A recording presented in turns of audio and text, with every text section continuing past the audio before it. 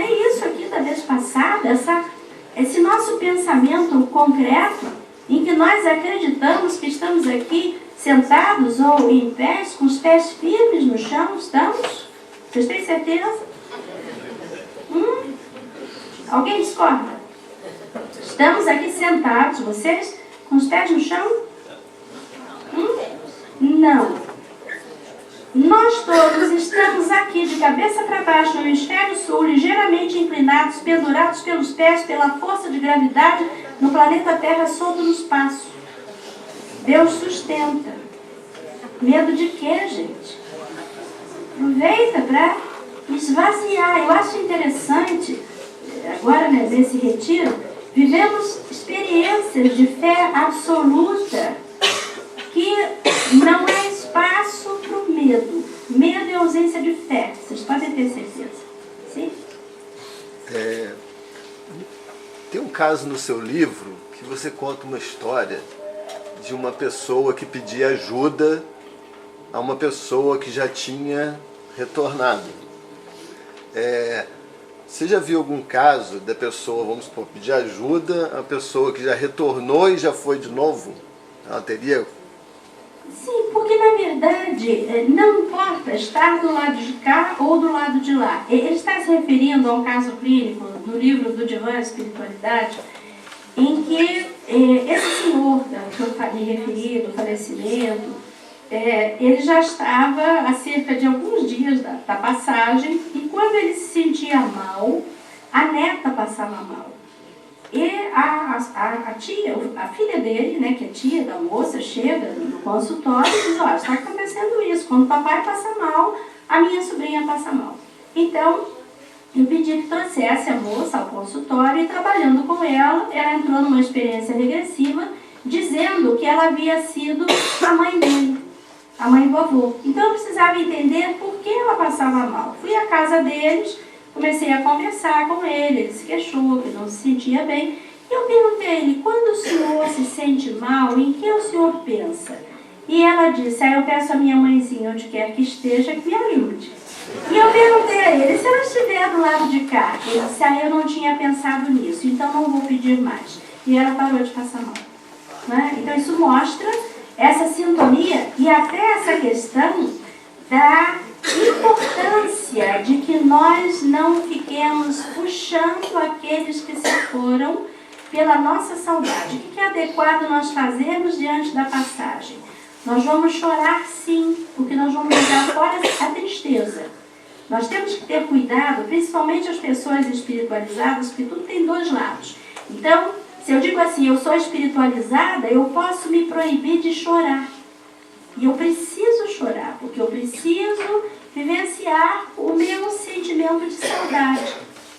É normal. Então, nós chamamos elaborar o luto. A pessoa vai chorar, vai se referir à experiência, depois ela começa a recolher as boas memórias e vai fazendo um arquivo, trazendo toda a aprendizagem que aquela pessoa que se foi deixou para todos nós, sejam ancestrais, pai, mãe, mas às vezes também um bom amigo que nos traz um exemplo de vida. E nesse mês de maio, vocês trazendo essa questão, me lembrei de uma situação interessante, que eu trabalhava com uma cliente que a mãe fez a passagem há 2 anos. E ela disse para mim: eu não vou comemorar o Dia das Mães porque minha mãezinha faleceu há 2 anos. E eu perguntei a ela: sua mãe comemorava o Dia das Mães? Ela disse: comemorava. Minha mãe fazia um almoço, reunia os filhos, fazia um bolo, cantava uns parabéns. E eu perguntei a ela: sua mãe tinha mãe? Ela disse: não, minha avó faleceu quando eu nasci. E eu perguntei a ela: e a sua mãe comemorava o Dia das Mães sem ter mãe? Que belo exemplo ela deixou para você. Porque ela está mostrando a você que nós somos elos de uma corrente, né, de gerações, e que nós temos um compromisso em relação aos nossos filhos, aos nossos netos, de trazer esse bom exemplo. E, para minha alegria, na semana passada ela voltou ao consultório e disse: eu consegui comemorar o Dia das Mães. Até porque ela é diretora de uma escola e ela fez, né, toda essa comemoração dentro da escola.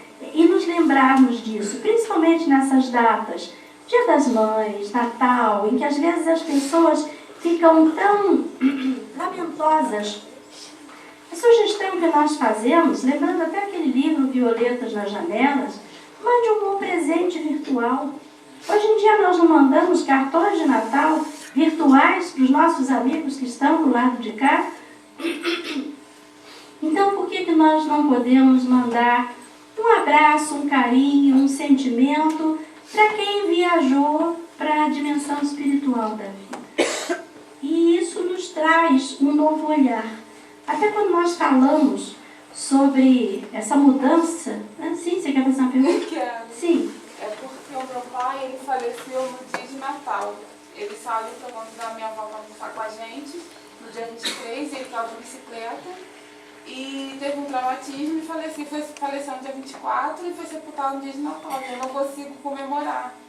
Então, você está comentando a respeito disso, e eu sonhei um dia com meu pai, assim, ele veio, passou o domingo comigo, e na hora que ele ia embora, eu não deixava, no meu sonho, eu impedia, eu chorava e pedia para que ele ficasse. E ele rolava e caía aos meus pés. A primeira vez que ele caiu, já todo sujo de lama, ele pediu para que eu parasse de chorar, porque eu estava atrapalhando ele fazer a passagem. Desde então eu choro de saudade, mas não aquela coisa de que era o meu pai aqui de volta. Eu não choro mais assim. Então, olha aqui, existem técnicas específicas para se fazer essa despedida, que é necessária. Mas veja bem, a despedida é para o nosso sentimento, para o nosso apego, que é natural. Nós não vamos negar a nossa saudade, a ausência física. Na verdade, nós sentimos falta da presença física. Mais uma vez no livro, né, se eu concluir que nós estamos terminando, eu relato o seguinte, né, a cliente, o pai faz a passagem, no dia seguinte ela vai cortar a caixinha de leite, o pai dizia, ó, tem que cortar dos dois lados para entrar o ar por um lado e sair o leite pelo outro. Então, esses detalhes do dia a dia, do convívio, vai ficar um vazio, porque aquela pessoa estava ali e de repente não está mais, né? Isso é natural. Então, há primeiro um processo de esvaziamento dessa saudade, de uma aceitação, uma despedida, para que depois se possa recolher o que foi bom, as boas lembranças, os exemplos que essas pessoas nos deixaram no encontro na escola, assim como nós guardamos boas lembranças também dos nossos colegas de ensino fundamental, de ensino médio, de faculdade, pessoas, amigos de trabalho que às vezes se aposentaram e saíram. Não é assim? Então, a vida é feita de encontros e despedidas. E essas experiências vão valer pela qualidade desses momentos. Então, a ideia é que a gente possa ir elaborando e recolher um acervo de boas lembranças, de ensinamentos, para que a gente possa, inclusive, essa é outra questão, se os nossos pais comemoravam o Natal, e eles às vezes também já não tinham ou o pai ou a mãe, comemoravam por nós, que nós possamos comemorar pelos nossos descendentes, passando esse exemplo para eles, tendo essa noção de que somos elos, é como se uma corrente fosse passando e cada elo vai mudando de posição e chegando à porta de saída, mas com essa ideia de que a nossa individualidade ela vai continuar e tudo indica que seja, né, como o nosso amigo aqui, o nosso irmão diz que pode ser uma experiência muito serena. Eu tenho algumas visões em relação a esse futuro, né? Primeiro eu me vejo assim bem velhinha, falando de metafísica com crianças de 10, 12 anos, sentada à sombra de uma árvore. E outra ideia que eu tenho é que quando estiver perto da passagem, eu vou começar a ver o outro lado, e quando eu começar a ver, eu vou entender assim, estou chegando perto da porta. E aí eu vou me deitar na cama, deixar um bilhetinho e dizer, fui. E com isso eu encerro a palestra.